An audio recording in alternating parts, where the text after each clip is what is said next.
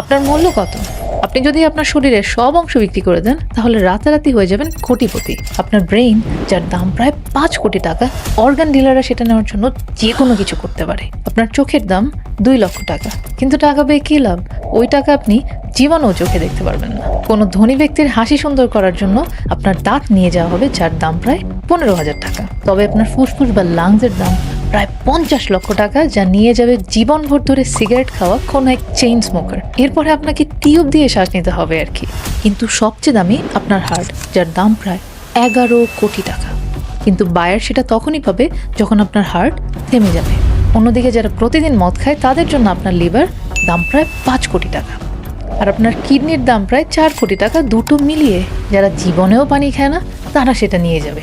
অন্যদিকে আপনার নাড়ি ভুঁড়ির দাম 7 কোটি টাকা।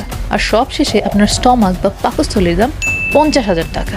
যাদের গ্যাসের সমস্যা তারা সেটা কাজে লাগাবে। তাই সব মিলিয়ে আপনি পাবেন 30 কোটিরও বেশি। কিন্তু এখানে একটা সমস্যা আছে, আর সেটা হলো যে টাকাটা খরচ করবে কে?